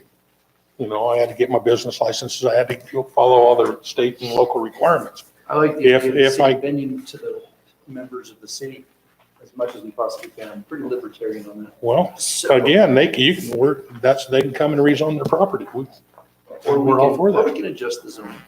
Or we open all the zones up and let anybody do whatever they want That's in not any what of the I'm zones. saying, Dan. I know what you're saying, but if you're gonna Not saying start carte opening the zones up, then why do we have different zones? If someone were to come in and say they wanted to build furniture that was farm furniture to benefit farmers, and they ended up having a surplus of that furniture and they ended up selling it, I'd have no problem with that. If they're doing something that's directly related to farming and agriculture, I think they're fine. Farm furniture is needed everywhere. Yeah. Maybe even a chicken coop. Yeah, I had that discussion with that individual, but we're not gonna go there anymore. Did the city council deny his? It's in their next business meeting. No, they had us relook at the ordinance. I didn't think they, yeah. Yeah, it was just Yeah, a they- discussion, it wasn't. Yeah, and we asked that the planning commission decide, make a decision. If we don't differentiate between a car lot and someone making furniture in their shed, then we're also not doing our job. Well, I think, at least my gut feeling is it's gonna get the same vote as it got last time. If we ran it again, it's gonna be, I'm gonna be against it and I'm gonna have 4 voting for it, so. We're gonna be in the same spot. It was recommended approval before you now, so I think I'd run with that. I don't think because we're not gonna change the ordinance tonight. We couldn't if we wanted to. And you're not gonna get a more favorable vote than the 4 for and 1 against. I'm sorry, I'm too black and white. He is That's just the way it is. So I would suggest that you go ahead and hear it in your next meeting, would be my recommendation, because you're not gonna get anything different out of In us. response to the planning commission's assignment is that there are no changes to the ordinance that we are recommending to the city. Well, and that's what, Well, this is the first I've heard of it. I haven't had time to chew on it, so. so at this point, no, that there's, well, I don't think we should change it So- truthfully, because that's, I guess we could, just have it on the next agenda as a discussion item, give everybody 30 days to. On the- review the agricultural org. We'll bring it up again on the next agenda. I don't think it's gonna hurt to give it some thought. The gentleman will have the council. Yeah. I watched it. Well, in the ordinance, it's in your SharePoint. So the agricultural is, I say I'll give you this one because it's highlighted in red as soon as we're done here. I read it. So there's no decision that you're making tonight. No, at this point, it was strictly a discussion item anyway, because we couldn't act on it anyway. But because it would require, if we're going to change the ordinance, would it require a public hearing anyway? So, and to revisit that one individual's, I think you would get the same vote. If you want us to vote on it again, I think we could, but you'd get the same vote tonight as you got before. No, you've already sent it over to us. So, Is it ethical for the city council to give us direction in areas they want us to look at for possibly changing the ordinance, or are they not allowed to even make recommendations to look at adding verbiage? well, they send it back saying we should look at it and see if there's areas of it that we should expand to accommodate things in the agricultural zone that are not currently accommodated, correct? Is that? And there again, if you're gonna open it to commercial enterprises, you're either going to or you're not. And how it's carriage businesses is one I was thinking of. 30% of the cities, they call them carriage businesses, which are 10 employees or less. And 70% of the cities are strictly agriculture. They don't allow any commercial. But they allow carriage businesses. About 30% of the cities I looked at, and I looked at the majority of the cities in the state, so. And the smaller cities tended to be more lenient with the carriage businesses than the larger, you get up into Utah County and stuff, was less bigger the city, the less accommodating. All right, Another option would be to change the conditional use that's what you'd look at doing. versus change the ag. Well, That's what he's asking for is what you're looking conditional at is, use. do you add conditional uses to the agricultural ordinance? That's what I'm asking. And that's what they were asking to. And what you'd have to do is open that the other uses similar to or above are judged to be in harmony with the character of the intent of the zone. When you read the definition of the zone and that, you'd have to open it up to things outside what's in harmony with the character of the agricultural zone. So I say there's enough room for if the city council wanted to, they could probably articulate trying to get there. To me, it's tied a little too tight to get something that's not farming or agricultural. So, So screwy, because there's already in this particular instance, there's already a conditional use permit on that property, that particular property. well, it's a B and B. Yeah. Why is that? That's not agricultural. Yeah, Well, it's just, I don't know,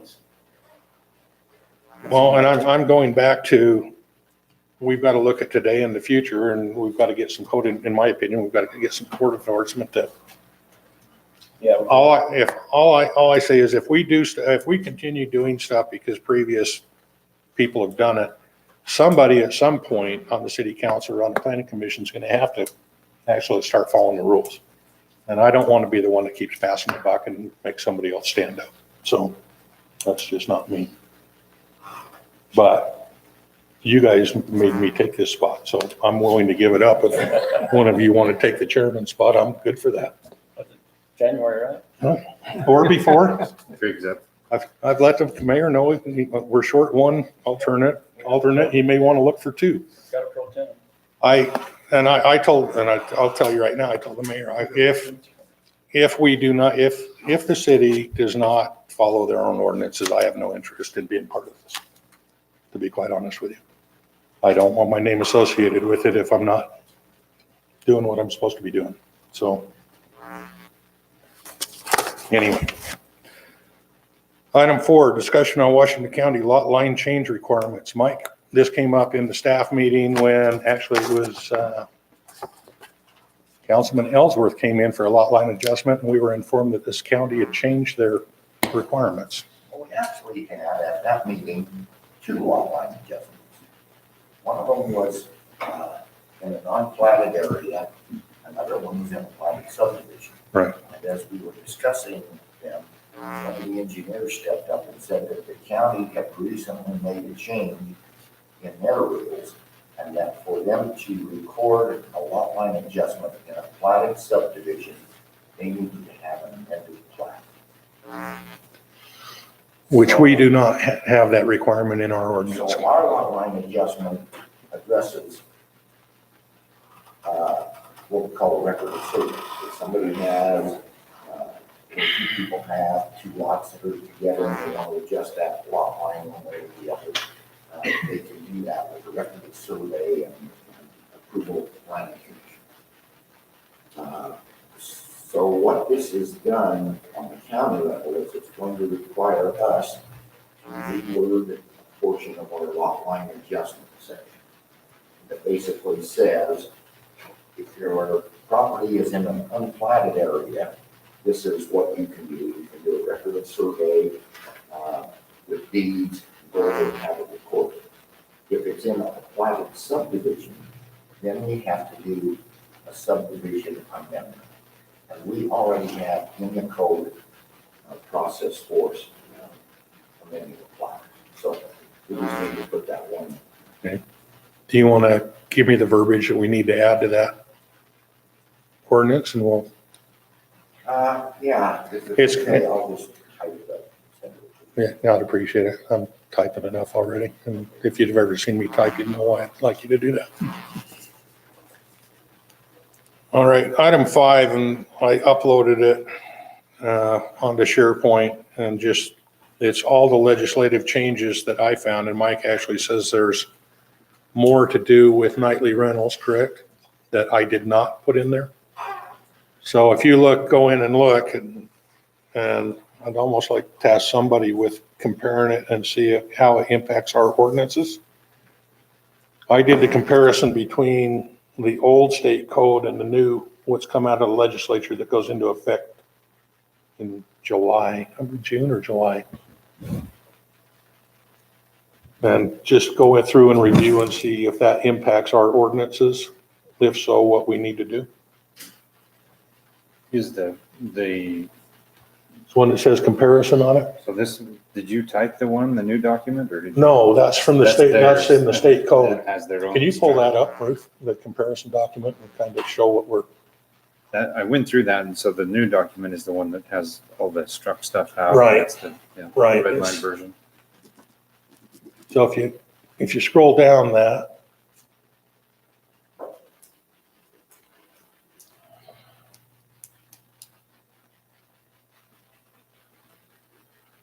And it's gonna pull up everything. Some of it is just, the simplest punctuation, but there's a bunch of it that they've added new requirements, they've added new language. It's gone from, I think, 68 pages to 80 pages, so they've added 80 pages 12 pages of stuff in the state code. They just changed the font. No, That would be nice.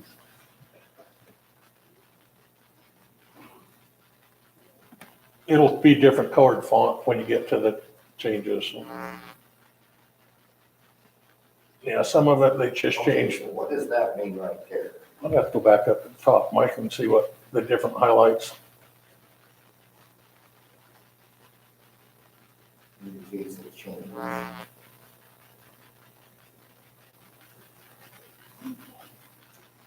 And then I think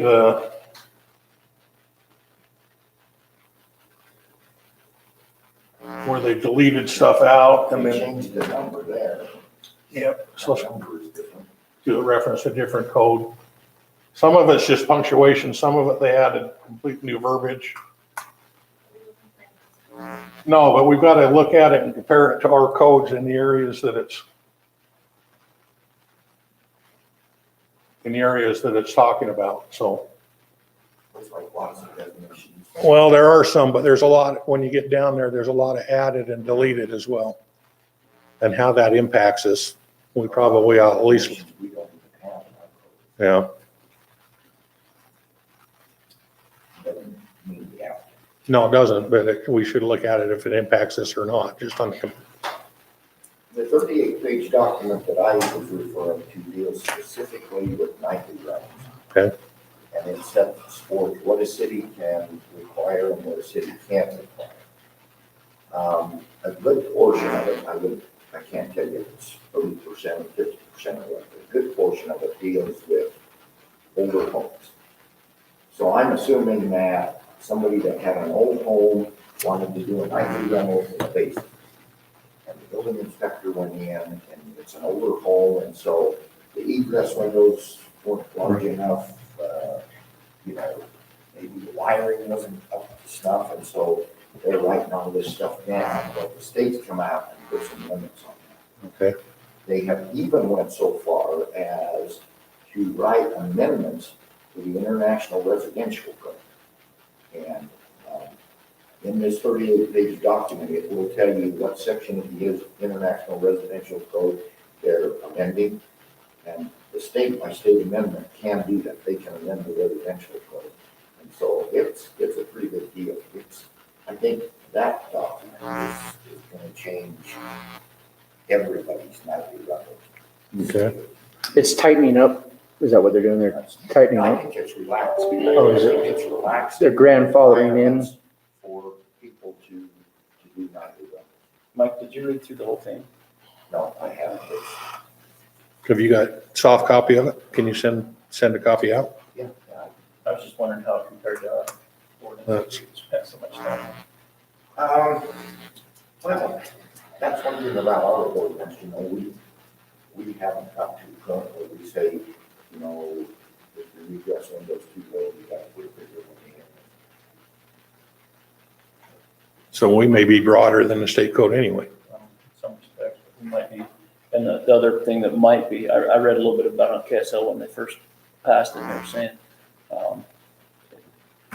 it may be, we may be a lot tighter on our restrictions on people that can have B&Bs and the hoops they have to jump through.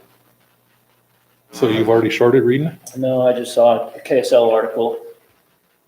I have not. You have not? Anybody else? Has anybody else started reading it? Joey read it cover to cover.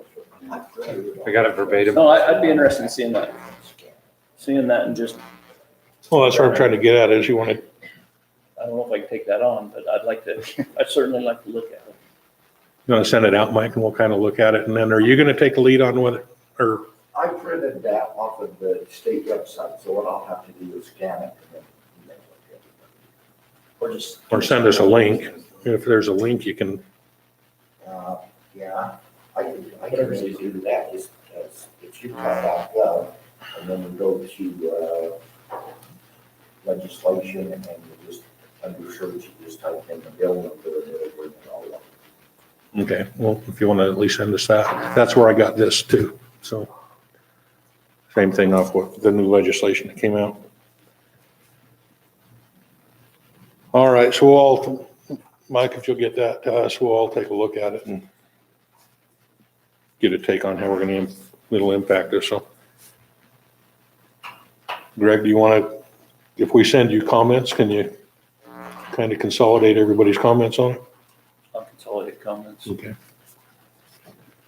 And the final item, and this came from Lance Googler, actually sent me something that became a concern with, he did it on tiny houses, the problem that some of the cities are having around with the tiny houses on wheels and stuff, and the people actually dropping them in residential areas. I actually think we're okay on the residential area, but where I think it kind of may apply, if you look at like the RV park with the small cabins, is the requirements of a prefab type building in a commercial area. So what I was suggesting is if you look at the commercial design standards, chapter 21, I sent that to you, didn't I, Ruth? The highlighted text.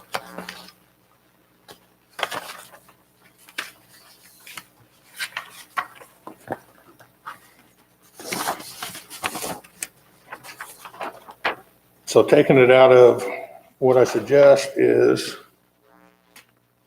if you go down to 1021A-5 or -4, section E, and then I put in a section F. 1021A, the commercial design standards. A-4. Let's go A-4F, okay, scroll down.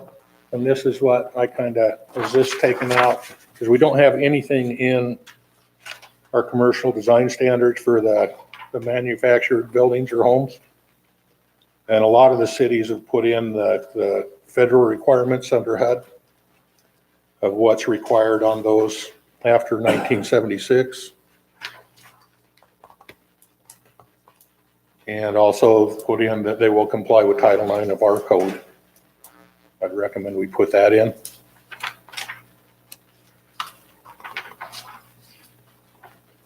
Considering we've got 3 different RV parks talking right now.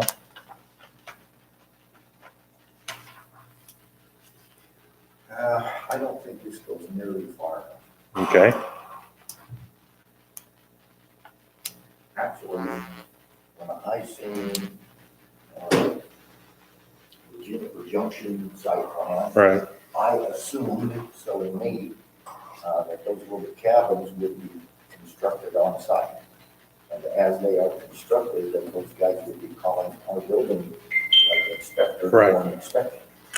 So that we can inspect the plumbing and the electrical and those kind of things. Mr. Eads tells me that he plans on building these somewhere else and bringing them and setting them on slab or foundations. So my question is, who inspects that home? Who inspects that cabin? Now, the HUD people, they have HUD inspectors. And the big mobile home manufacturers have their own inspectors. Right. But they're able to put a HUD sticker on it that says, this dwelling meets a certain standard. Right. But on these little cabins, how do we affect that? How do we get that to happen? If Gary builds those in Washington or Apple Valley or somewhere, how do we know what's coming into our community? Well, does that not fall under the transportable factory-built housing unit constructed on or after June? Does that not fall under that? Anything that's built off-site and transported to site? Well, yeah, but tell me, these guys have HUD stickers that they can put on. Yeah. They have an inspector that does that. But I don't think Gary's trying to have. I don't know how we do it. There's the little cabins that were built in the working just before you cross the bridge on the west side. Yeah. Those were stick built, and those Right. had inspections. Right. And so I'm comfortable with that, but I am just a little nervous and concerned about these cabins. Well, and that's where, because in Title IX of our code, with that, they've either got to have, and where I was trying to get with this is, it's either got to fall under that requirement if they're going to transport it, or it's got to fall under Title IX, which is covering the build. Do we need to separate, so these probably aren't gonna be like a permanent structure, right? No, they are. They're going on, Permanent, like, so they're gonna set them on blocks and they could remove them again eventually. no, not these. I don't think. These are going, it didn't show footings, but it showed, So I mean, like the ones in Laverican are a permanent structure, they, like it's a solid thing, but if these are gonna be a temporary, I don't think there are on this one, but Well, it doesn't matter. It's a dwelling unit, and there should be some attempt made to ensure that they're constructed to a standard that people living or staying in those have some degree of safety. I agree with that 100%. So that's what's bothering me about this. If they're not on a permanent foundation, how are they gonna anchor it? How are they gonna tie it down? So they're not governed by our business license and they're not governed by our building code, so that they're falling through the cracks. So that's the main issue, right? But if they're tied to Title IX's our building code, correct? So if they're tied to, either it's gotta have a manufacturer HUD sticker, or it's gotta follow Title IX, our building codes, for a structure that you live in.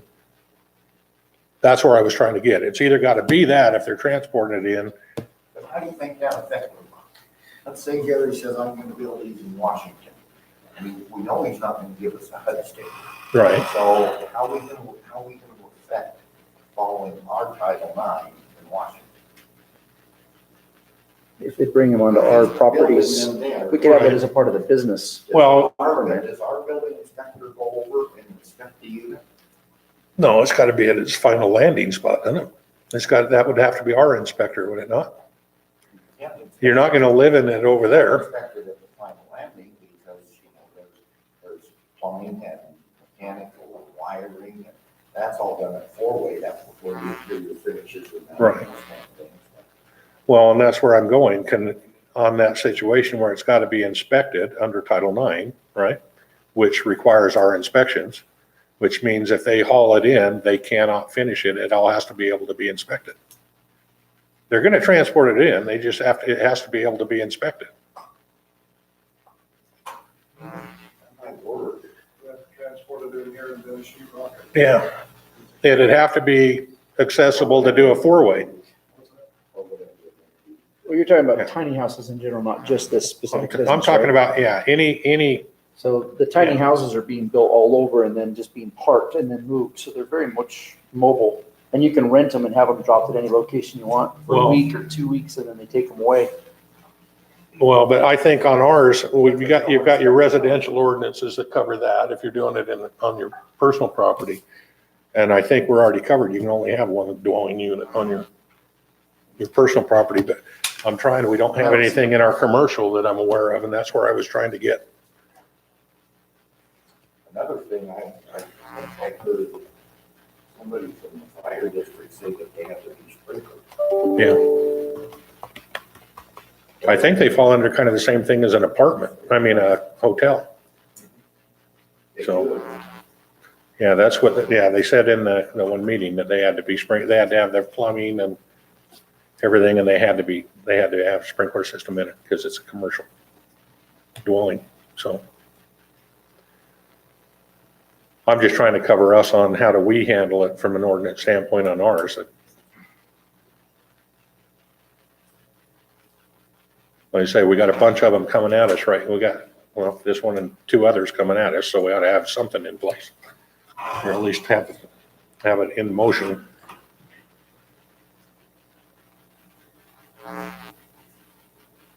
There again, Mike, if it says under Title IX where it requires the inspections, which requires a four-way before they can get occupancy, they have to provide the dwelling for us to do the four-way, right? It has to have a CO inspection. Right. Right. In order for us to inspect, like, I would be comfortable, I would say that you can bring it in framed, wired and plumbed, but you can't have insulation or interior sheeting of any kind. Right. And then, once it's set down, where it's gonna be. Well, it's got to have earthquake straps and everything else, right? Inspection Yeah. from the city inspector then you can go ahead and finish the interior and everything and require a certificate of occupancy. Okay, do we need something separate with that language, or does Title IX cover it? Well, I don't know if it would be better to try and cover that in the ordinance, or if it would just be better to try and cover that in some type of an agreement with each developer. I'd almost rather have it held in ordinance where it's the same for whoever does it. Really, wouldn't it be better to cover each developer so that it goes through staff, through you, and through the city council? Well, it's gonna have to come through us anyway, but Oh, well, yeah, there might be some circumstances that we're not thinking of right now that might come up that might deserve some special consideration.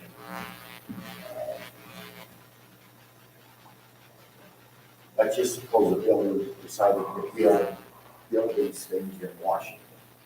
And he said, okay, I understand what you want, but I'm gonna hire a Washington inspector after hours to come in and do the inspections, and we'll number our units, and he can number his inspection tickets, and we'll get a copy of those to you. is our inspection any different than anybody else's inspections? No, not generally, they also follow. Would we have an issue with that, or why would Washington do that? Because they're paying their fees here. Well, Washington is just that. I know, I'm just saying any other city. Like I said, he might hire a Washington inspector to come and do this after hours. Okay, That could be one scenario. okay, and I guess my thing was if it has a legitimate inspection by a licensed inspector, which is kind of like this HUD inspection, right? Would we be adverse to that? I don't No, know. you must trust it and everything, but he hires an outside inspector to come and inspect in Washington or somewhere else. How are you going to actually do that? Yeah, that is true. There's not a comfort level. As well as how does one inspect the setting of the foundation and the stability? Well, and after that, it'd have to be our inspector. Well, then, there again, it's, So if our guy. in Title IX, it has to be our inspector, correct? Then he's got to be able to inspect whatever they're bringing in. That means they have to leave it unfinished enough for him to inspect. And this can't be inspected off-site. It has to be inspected on-site. Yeah, I have to say that this is a situation I've never been confronted with. My wife likes to watch these things getting built on TV. She with my fingernails off saying, that won't pass. Well, I know, that's why I'd like to try and get ahead of this before before they're actually on top of us and we haven't addressed it, so. What? What have other cities done? They're trying to get it, well, we've got the ordinance from Cedar City, but they're kind of in the same spot with the tiny homes we are, so. Virgin hasn't had it Now, Virgin's got a bunch. There's, Are they mobile or? Yeah, not the ones that are behind the tractor.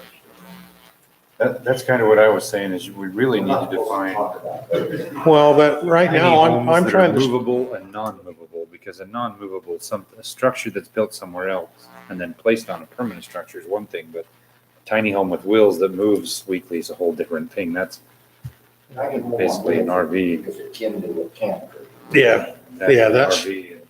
That's that doesn't fall in my opinion, that doesn't fall under us, but there again, and I think that's where Lance was bringing it up, what they're running into in other cities is they're bringing the tiny homes in, setting them on residential property behind a house and using it as a second dwelling. Yeah. And that's how, and their cities are going, well, what do we do now? So Another problem, and I've actually been contacted from some people that wanted to do it here in Oakville, is these containers. You know, they're setting them on top of each other and weird angles and welding them together and turning them into apartment buildings and all kinds of things. And the inspection community that standard we would expect you. I would anticipate that the International Residential Code and the International Building Code are going to come out with some standards. Yeah. on this type of construction. Well, I'm trying to focus right now on the commercial. I think the one that Lance brought up is the residential, the problem some of the cities are running in with the residential, but when the tiny structures are coming up on the commercials where I'm trying to nip it right now, but Well, those out there, in this budget, they'll be inspected as residential. Okay. In fact, I think that might be another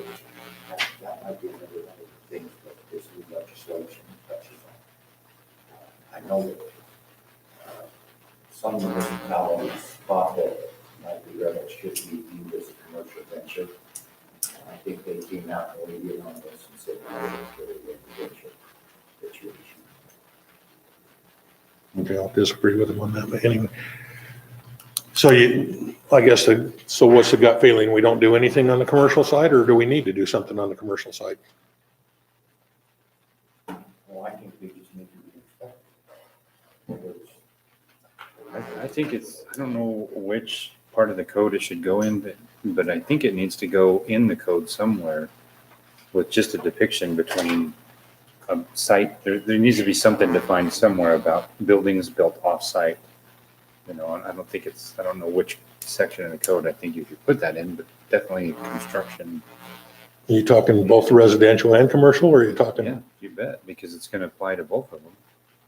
I mean, if someone wants to do the same thing and bring a second dwelling in and just plant it on their house and have their family live in it, and you're looking at the same thing as the tiny cabins, who knows where it was built, and so I think we should standardize it for both.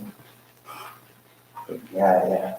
I don't know where to put that at. I'm gonna complicate this greatly for you right now. The car barn, the merchant, there's a whole bunch of little garden sheds out behind. Those are actually multi-revenue. Who approved them? Nobody, they just moved them in, finished them. They don't have any enforcement over the code enforcement over there either? No.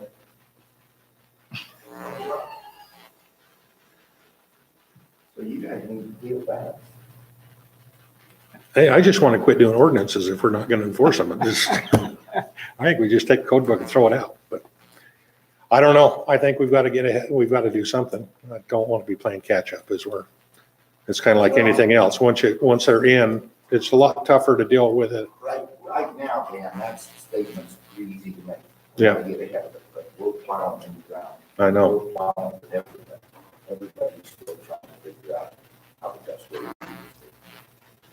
But you're an impressive man, Mike. I think you can come up with it. All right. That's the last on the agenda. Anything else we need to talk about before we adjourn? Okay. Jason's going to stay 30 minutes after we all leave, just to close up. All right, I'll entertain a motion. Make a motion to adjourn. All those in favor, say aye. Aye. Those opposed? We're adjourned.